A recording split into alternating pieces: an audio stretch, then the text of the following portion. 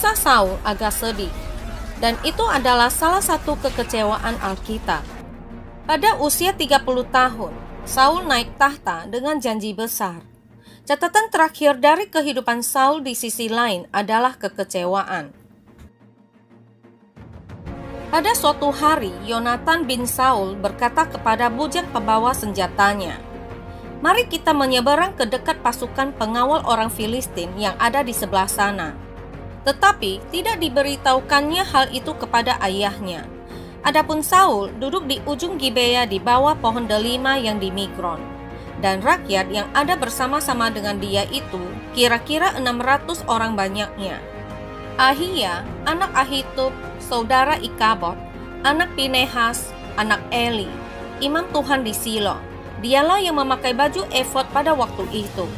Tetapi rakyat tidak tahu tentang perginya Yonatan itu. Di antara pelintasan-pelintasan bukit yang dicoba Yonatan menyeberanginya ke arah pasukan pengawal orang Filistin, ada ujung bukit batu di sebelah sini dan ada ujung bukit batu di sebelah sana. Yang satu bernama Bojes, yang lain bernama Sene. Ujung yang satu berdiri di sebelah utara di tentangan Mikmas, yang lain di sebelah selatan di tentangan Geba. Berkatalah Yonatan kepada bujang pembawa senjatanya itu, "Mari kita menyeberang ke dekat pasukan pengawal orang-orang yang tidak bersunat ini. Mungkin Tuhan akan bertindak untuk kita. Sebab bagi Tuhan tidak sukar untuk menolong, baik dengan banyak orang maupun dengan sedikit orang." Lalu jawab pembawa senjatanya itu kepadanya, "Lakukanlah niat hatimu itu. Sungguh aku sepakat." Kata Yonatan, "Perhatikan, kita menyeberang ke dekat orang-orang itu dan memperlihatkan diri kita kepada mereka. Apabila kata mereka kepada kita begini, 'Berhentilah, sampai kami datang padamu,' maka kita tinggal berdiri di tempat kita dan tidak naik mendapatkan mereka. Tetapi apabila kata mereka begini, 'Naiklah kemari,' maka kita akan naik. Sebab kalau demikian Tuhan telah menyerahkan mereka ke dalam tangan kita.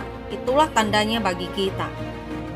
Ketika mereka keduanya memperlihatkan diri kepada pasukan pengawal orang Filistin, berkatalah orang Filistin itu, "Lihat, orang-orang Ibrani keluar dari lobang-lobang tempat mereka bersembunyi."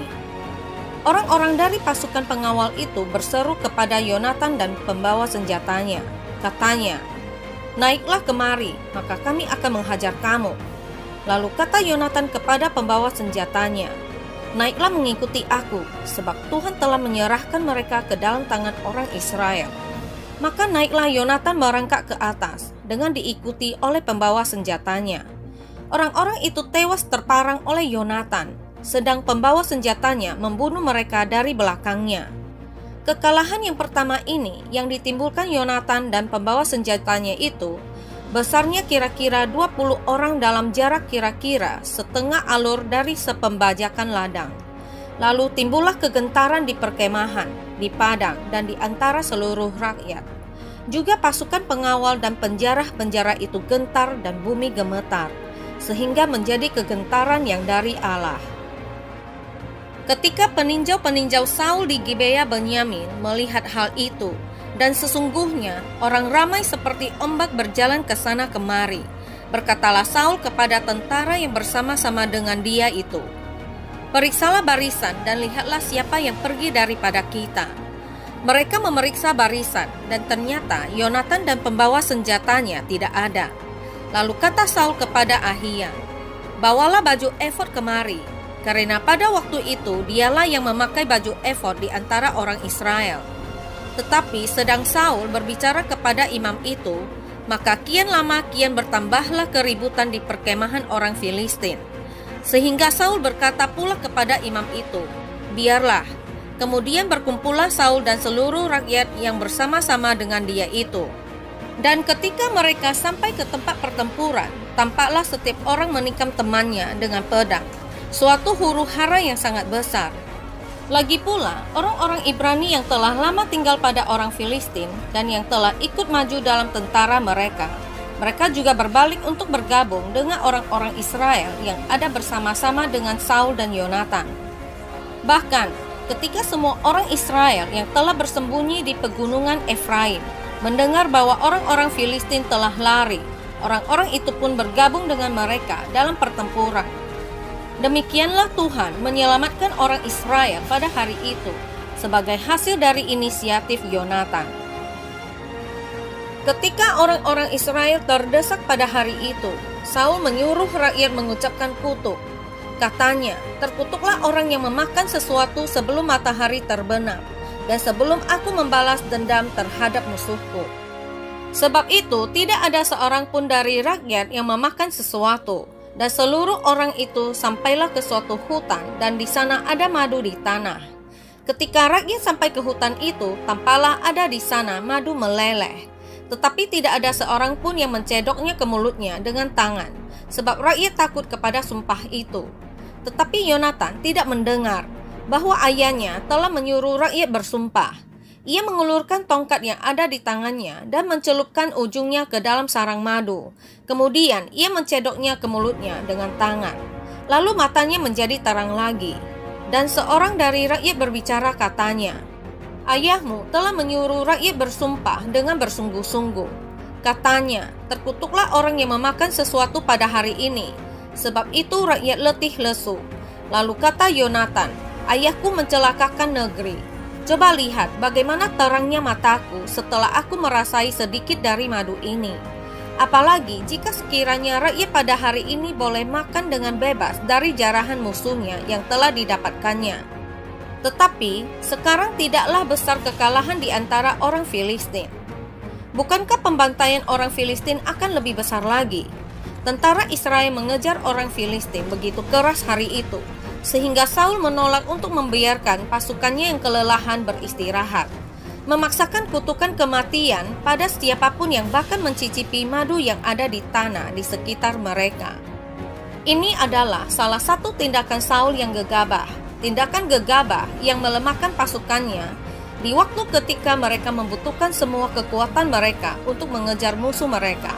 Dan yang lebih buruknya lagi, kesombongan Saul hampir membuat Yonatan kehilangan nyawanya. Yonatan tidak mendengar ancaman ayahnya dan telah melakukan apa yang akan dilakukan prajurit lapar manapun. Dia makan madu dan langsung merasakan segar kembali. Salah satu tentara yang ketakutan mengungkapkan apa yang Saul telah perbuat pada pasukan. Dia membuat mereka bersumpah, tetapi Yonatan menolak kutukan ayahnya sebagai ide yang merepotkan. Itu adalah kesalahan dalam strategi militer. Saul beralasan bahwa jika dia membiarkan pasukannya makan dan mempertahankan kekuatan mereka, kemenangan mereka akan lebih besar. Hari itu, setelah orang Israel mengalahkan orang Filistin dari Mikmas sampai ke Ayalon, mereka sangat kelelahan. Sebab itu, rakyat menyambar jarahan. Mereka mengambil kambing domba, lembu, dan anak lembu, menyembelihnya begitu saja di atas tanah dan memakannya dengan darahnya. Lalu diberitahukanlah kepada Saul, "Demikian, lihat, rakyat berdosa terhadap Tuhan dengan memakannya dengan darahnya." Dan ia berkata, "Kamu berbuat khianat, gulingkanlah sekarang juga sebuah batu besar kemari."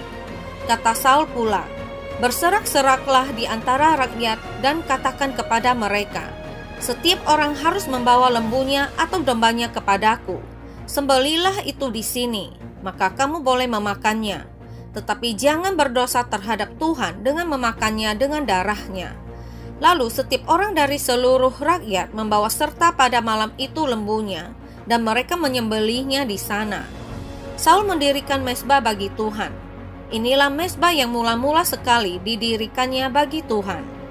Efek dari kutukan Saul bertahan karena tentara Israel terus mengalahkan Filistin.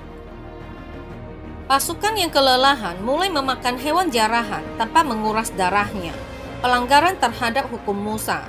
Saul masih memiliki cukup indera spiritual untuk mengetahui bahwa ini akan membawa murka Tuhan. Jadi dia membuat rencana penyembelihan yang tepat. Lagi kata Saul, "Marilah kita pada malam ini mengejar orang Filistin dan menjarahi mereka sampai fajar menyingsing. Dan janganlah kita biarkan hidup seorang pun dari mereka."